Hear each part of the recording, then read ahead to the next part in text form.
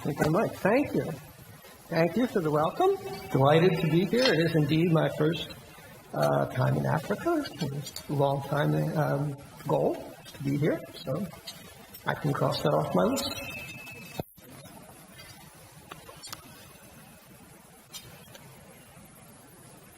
Disruption. Slides. Button.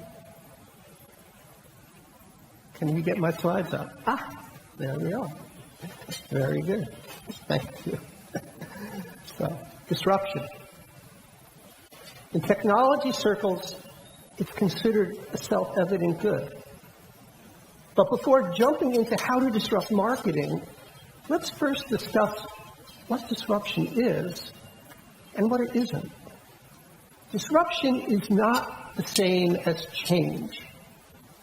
Some changes are disruptions, but many, in fact, most changes are not disruptions.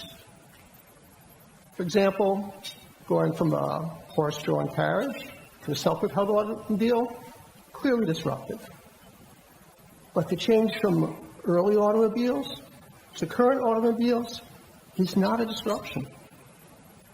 This is true even though the technical difference between that 1902 buggy and that 1902 automobile is much greater than much less than the technical difference between that 1902 automobile and that 2022 automobile. There's more technical difference between the early car and the later car, but it's not a disruption. And what of the difference between the 2022 gasoline automobile and the 2022 electric automobile? Both use many of the same technologies, but is that a disruptive change or is it not a disruptive change? The answer lies in the definition of disruption. Disruption changes the structure of an industry. To brutally oversimplify some extremely elaborate and elegant theory, disruption changes who you buy from. It changes the seller. That's what makes it a disruption. So in our automobile example, the shift from horse buggies to automobiles changed who sold the personal vehicles. Instead of buying from a local buggy maker, you bought it from a big automobile manufacturer. That was a disruptive change. It was a different seller. But the dominant automakers today are mainly companies that started selling automobiles in the early 1900s. And even the younger companies that have elbowed their way into industry leadership use basically the same technologies. Since all the intervening technologies did not displace the industry leaders, those were not disruptive changes. It didn't change who you bought from. Which brings us to Toyota versus Tesla. Is that a disruptive change from gas-powered to electrical-powered? We'll take a vote. How many people think it is disruptive? Electrical or gas to electrical? How many people think it's not disruptive? Okay. That's a trick question because we don't know the answer, all right? Toyota and its peers in the global industry are investing furiously in electric vehicles, and there's a very high chance that they will continue to dominate the automobile despite the transition to electrics. And if they continue to dominate, there's no change in seller, and it's not a disruptive change in the sense that disruption is used by the academics. So it turns out that the boundary between disruptive and non-disruptive technologies isn't quite so clear. You can't really tell by looking at them. You have to wait and see how it ultimately pans out. Okay, so even major change is not always a disruption. And guess what? Disruption isn't always a technical change. Consider gig economy companies like Uber and Airbnb. The product they're selling are car rides and bedrooms. Basically, it's the same physical product as you get from a taxi company or a hotel company. Yeah, the booking mechanism is different, and there's some clever technology under the hood, but it's nothing the other firms couldn't really replicate. What's different is the business model. Even closer to home, Amazon, e-commerce, and fulfillment systems are superbly efficient, but they're not really unique. And the original code for Facebook, was written in a college dorm room over the weekend, or at least that's how Hollywood tells the story. And why would they lie? So those firms, Amazon, Facebook, they had a deep technical advantage over their competitors, but what they were doing wasn't really that different. Technically, what they had was innovative business models executed relentlessly. So in short, disruption is a change in who you're buying from. Some disruption is technical, some disruption is business change, and lots of change isn't disruptive at all. Okay? So now we understand what disruption is and isn't. That's good theory. Let's look at some more disruptors in marketing in particular. Okay? Change in marketing is nothing new. Over the last 150 years, marketing has expanded from traditional in-person selling, and signs, that's where it all started, to include mass circulation newspapers and magazines, then radio, television, cable television, and of course, web advertising. Now, were these disruptive changes? Well, they added new sellers to the industry, but they didn't really replace the existing sellers. Newspapers didn't go out of business just because radio came in, and so on. And in fact, the newspaper companies really dominated many of those new channels in the early days. The radio stations were often owned by newspaper companies. The TV stations were often owned by newspaper companies. So was it a disruptive change? It wasn't really a different seller. There were new sellers.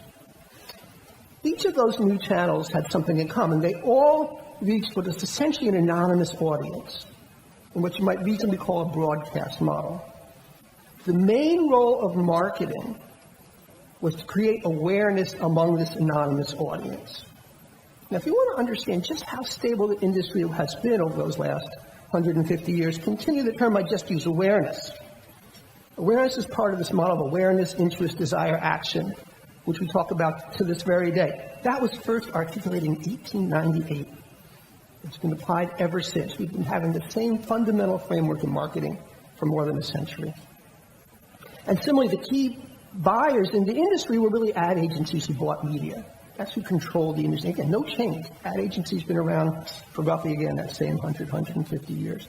So disruptive change, despite the great technical change, despite all that innovation, the marketing industry has been in many ways quite stable until the internet.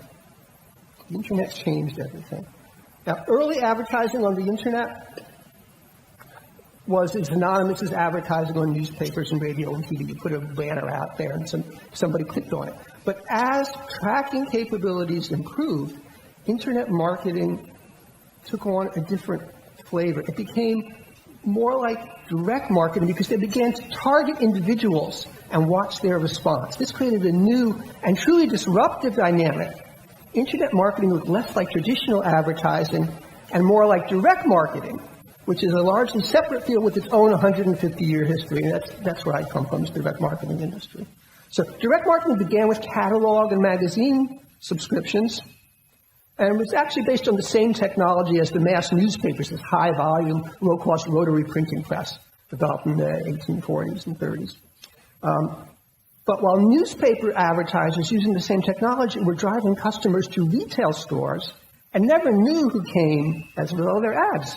You couldn't tell with the newspaper. By contrast, catalog and subscription marketers knew exactly who was ordering because the responses came by mail. This let them correlate the orders with the offers that they had received. So they could measure response. They knew who was responding. They knew what they sent them. They could then begin to test and optimize the program. The discipline was refined before computers. It was then easily expanded from direct mail to direct response TV in the 1970s, to email in the 1980s, and then to e-commerce during the dot-com boom of the 1990s. And that's when things really became interesting and disruptive. With e-commerce in general, and Amazon in particular, Amazon's founded in 1994, direct marketers began to take significant portions of revenue from brick-and-mortar retailers. Direct marketing goes from this little sort of side thing, little tiny sort of offshoot of the marketing industry that the big advertising companies and agencies kind of poo-pooed, to something that all of a sudden is really getting their attention because it's taking money from the retailer. It's changing who people are buying from, and that, of course, is what makes the disruption. So that's a bona fide disruption because it's changing who you're selling, who's selling. But there's more. as the direct response TV people like to say. E-commerce disruption was the first in a cascade of successive disruptions. Each disruption intercepted buyers at ever earlier stages in the buying process. That's really the important point here. So the first post-Amazon disruptor was Google, 1998. It uses search marketing to identify buyers while they're still researching their options before they can go and visit Amazon to buy what they've chosen, and certainly before they go to the retail store to make a purchase. Google, in turn, is leapfrogged by Facebook, 2004 starting, which uses social media signals and a great deal of other data that they capture to identify buyers' intent even before they start active research. So this sequence of innovation traces a different sales funnel. It's not awareness, interest, desire, action that we've been talking about for over 100 years. It's now consumers recognize a need. They develop an intent to resolve that need, followed by research to pick a product, and then the actual buy. So need, intent, research, buy, different from awareness, interest, desire, action, a new marketing, a new sales funnel.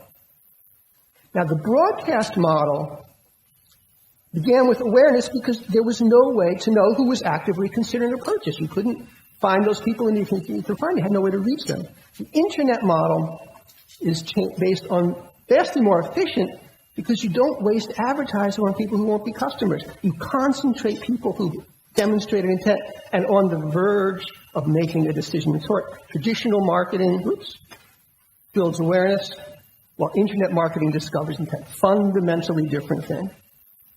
Okay? Huge disruption. Now that's great, but Facebook was founded almost 20 years ago, right? What's happened since then? The answer is that innovation has continued, huge innovation in the marketing industry, but in fact, disruption has not continued.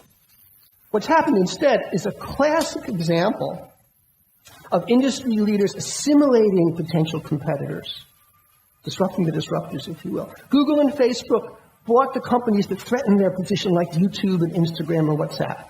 This not only eliminated competitors, but it strengthened the leader's position because it added powerful new ways to capture intent. I remember it's all about capturing intent.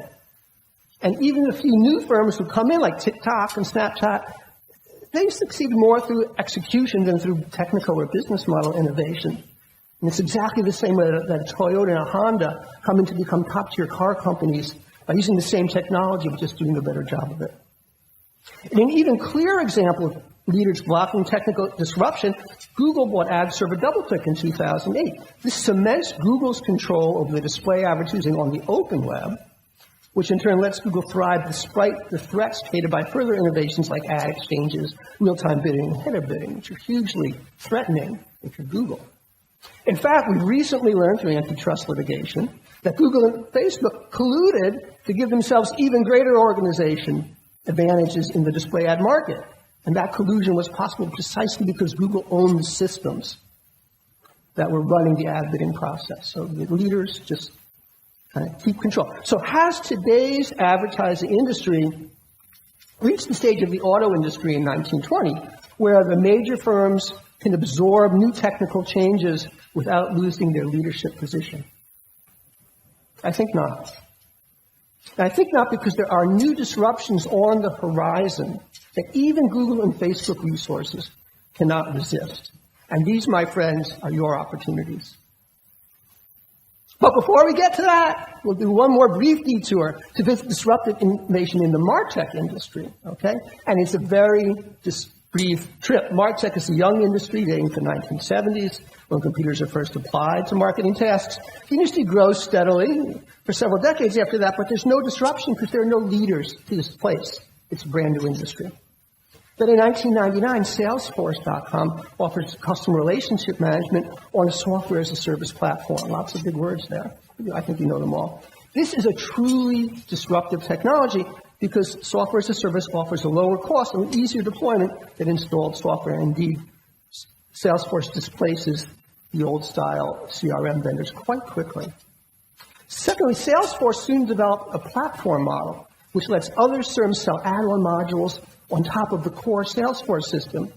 Platforms cement the leadership position of the platform owners. It's what platforms do. And thus they block for the disruption. So we had this one disruption when SaaS takes over, and then the platforms would emerge, kind of stifle further disruption. The MarTech industry has been growing and innovating very radically, but along the same lines ever since. More firms, but no fundamentally different technology or business model, no fundamental disruption in the industry.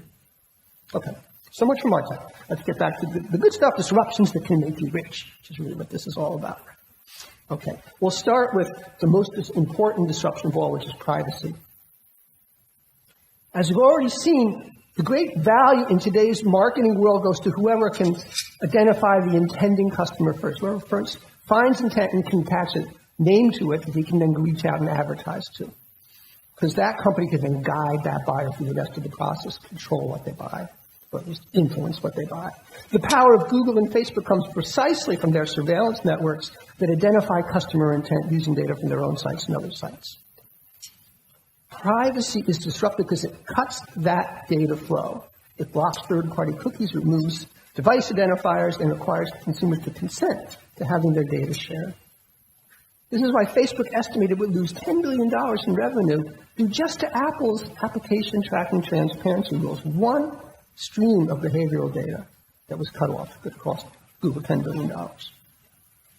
So privacy changes are highly disruptive because they both reduce the ability of the current market leaders to target effectively, and they force even lazy marketers to look for alternatives. That's different from most disruptions where innovators struggle to get marketers to try something new. Marketers have no choice due to privacy but to try something new. It's a great opportunity for disruptors to come in and change who those marketers are buying from. So the question, of course, is how you can take advantage of this amazing opportunity on sale now.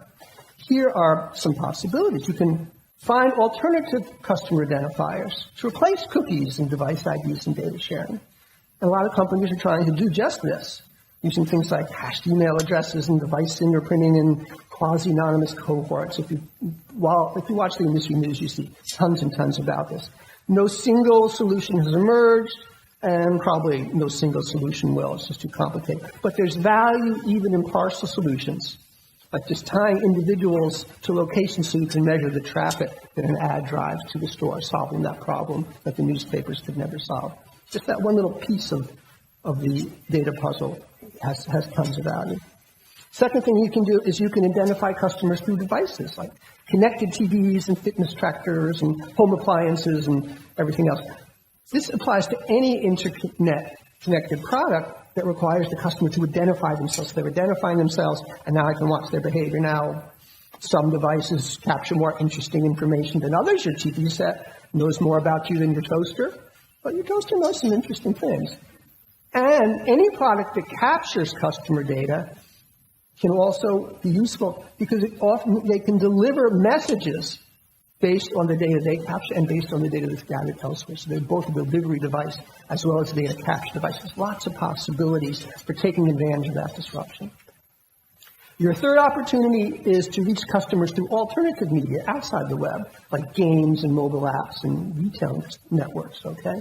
Those are valuable for many reasons, but in part because they're off the open web, which puts them beyond the reach of the trackers of a Google or a Facebook. They can't get at that data. They don't rely on cookies or device IDs for tracking because most of them require the customers to sign in. So like devices, these capture a rich stream of behavior data and may offer a medium to deliver targeted messages. So you won't be surprised that companies like Google are eagerly setting up ad networks to serve those other channels. But there's little reason for a media owner to cooperate with a Google or a network owner whose interests are so clearly opposed to their own. Why in heaven's name would I let Google take over my advertising when I know that they're just going to try to take all the money from me? Fourth option,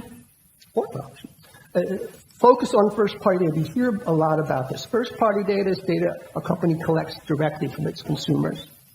Okay? As privacy changes remove the amount of data companies can share with each other, first-party data, the data you collect directly, becomes more important kind of by default.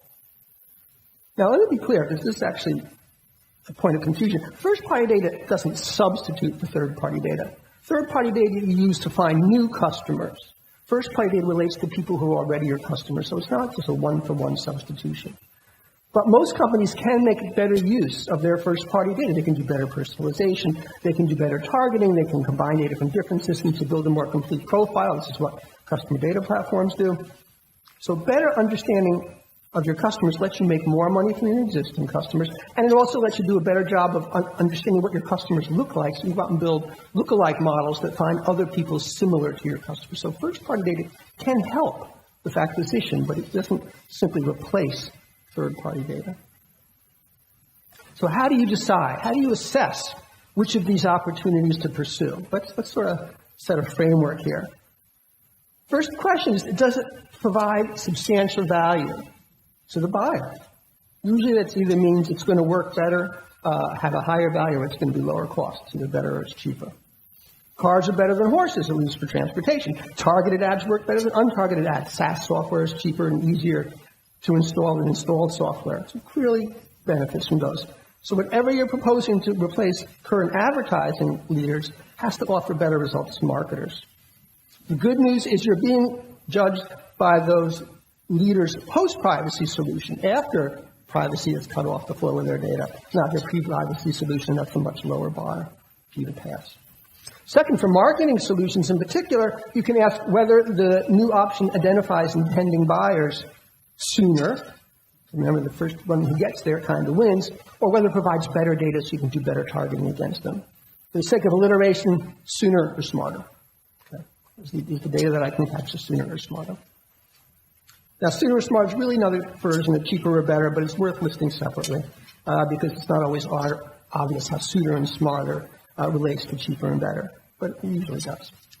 Finally, the new solution has to be something the leaders can't easily block. Okay? It might be a technology they can't master or a business model they can't support.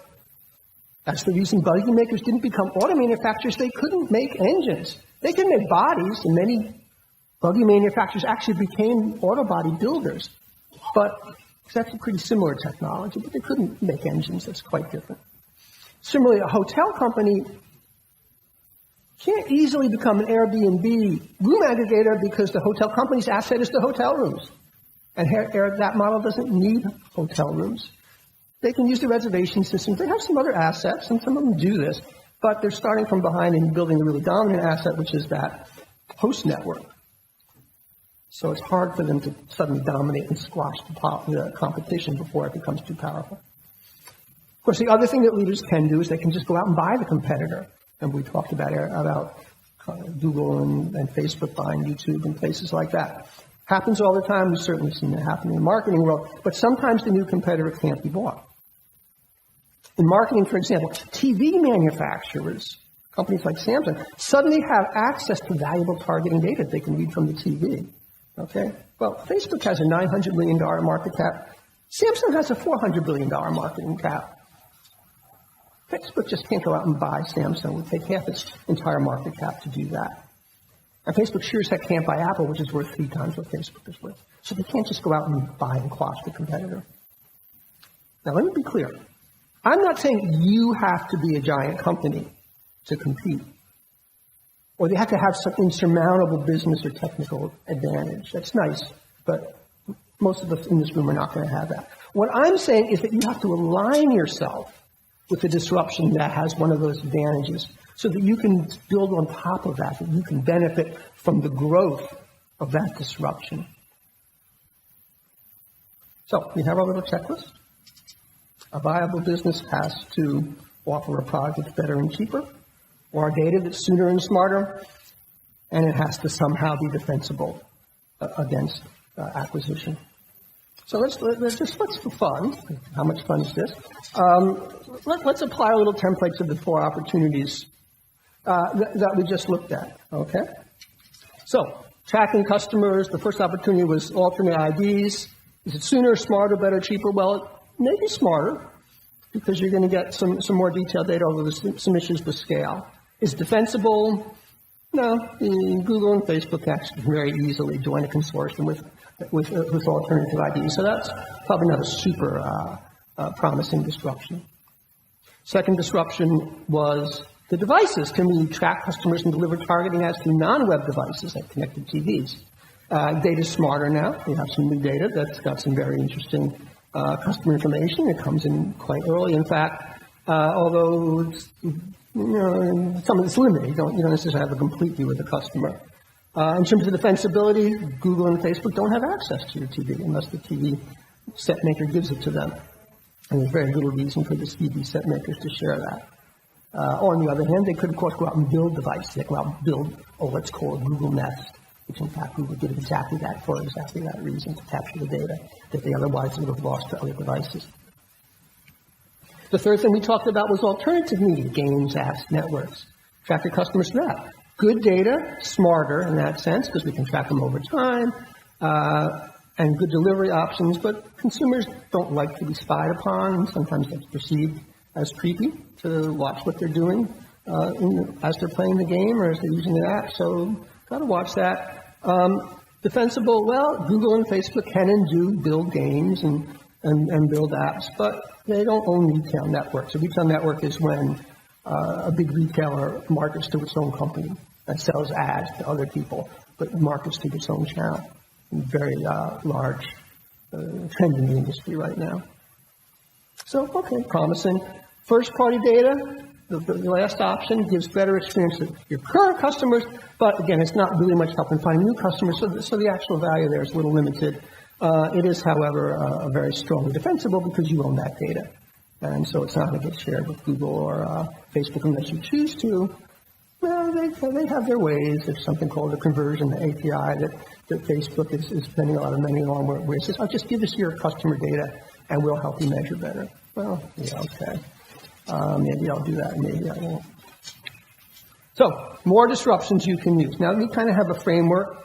And okay, how do you know how to think about disruption and assess whether it's promising or not for something for you to base your business around? Other disruptions, from an API platform to data platform. Remember we said that marketing really has not had disruption, marketing technology really hasn't had much disruption since the SaaS model and the platform model, which is really based on APIs, kind of emerged 20 years ago. Well, guess what? There's now something called data platforms that kind of leapfrogs the APIs. It says you're not going to have a platform controlled by somebody else that you connect to through an API. You're going to have your data outside of any one platform. All the platforms are going to talk to data, and it's your data. You control it. You being the company. It's your first-party data. So this reduces the reliance on those platform owners and gives you more power as a marketer. So it's got some very interesting possibilities to it. Second option, something that's called product-led marketing, and freemium models is one that you're probably familiar with. We give somebody a free trial or a free sample of the product, and instead of going through a long sales cycle, works particularly in tech and software, instead of having your sales guys spend hours trying to convince them, oh, buy this thing and see if it works or not. Good value to company, lots of opportunities for you to do these. That possibility column there is what you might do. Yes, you could build a product and sell it that way, but you can also help other people do that. Create sandbox tools, create self-training experiences, create systems that monitor the customer needs to alert you when someone's having a problem. There's things that you can do that don't involve actually running the disruption yourself. So definitely lots of opportunity there. The change from live events to virtual events, which we don't know how far it's going to go. We were doing just virtual events during the pandemic. Now live events obviously are coming back. They're all here. But it's not going to go back all the way. There still will be virtual events. So how's that hybrid event world going to look? And what can you do to take advantage of it as it evolves? Those are marketing changes. Disruptions in the world of work. So replacing skilled professionals or helping skilled professionals do a better job by supplementing their work with artificial intelligence. You're not really going to replace skilled professionals, I hope, speaking as a skilled professional. But there are lots of ways to make the skilled professionals' jobs easier and let them do the kind of the fun stuff and take some of the drudgery away from their jobs. So lots of potential there. And again, you can offer tools to make it easier to build those models or to integrate the models into the systems or to assess how they're running and to find problems. Lots and lots of things that you can do. And I don't know what just happened there. Okay. There we go. Thank you. So lots of things that you can do to take advantage of the AI revolution without yourself being an AI company. The move from office work So work from home, again, a very, very pandemic accelerated change. I gather that here in Lagos, people are mostly back in the office. Sorry to hear that. Someone who's worked from home for 40 years, I would not go to an office. But there are lots of options there. The advantage is to work from home. Companies don't have to pay for office space. People don't have to spend as much time commuting. They can live in nicer places. They don't have to be in commuting range of the city anymore. So again, what can you offer as a product that helps companies replicate the benefits of being in office, even though people are working from home, both the office communications and collaboration tools, but also things like living in a city, have access to restaurants and nightlife and doctors and lawyers and all kinds of resources. How can they make those sort of equally accessible without being physically present? Lots of opportunity to extend that and build a successful business. Okay. And if you're not going to let me see my slides, we're not going to get very far. So going from employees to contractors, the gig economy, again, a huge thing that I don't have to tell you about. You're all quite aware of it. And again, how can you support those systems that support and take advantage of the development of that gig economy? And then the third set of disruptions that we have here is, okay, it's not going to let me advance. Technology is great, right? I mean, we're all here and we can't get the bloody slides to work. Give me one. So there's a fourth set of things here that are sort of general life changes. They're moving from conventional to crypto, moving to blockchain, going from fossil energy to renewable energy, those kinds of fundamental disruptions that are happening everywhere. And again, the challenge here is for you to find ways to take advantage of those. You don't have to be the one who's making the electric car, but maybe you're the one who helps builds a little app that lets them find a charging station nearby. Some little thing like that can be immensely valuable. So that's the kind of thing that you guys, if you don't happen to own a car company, and if you do, good for you, but if you don't happen to, you can still benefit from that change. So where does this leave us? This leaves us without slides, is where this leaves us. Oh, here we go, look at that. Okay, so putting it together, this is the end. Change is everywhere.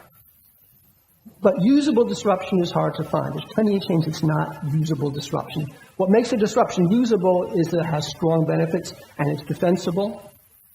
And what you want to do is support disruption with innovative solutions for your business success.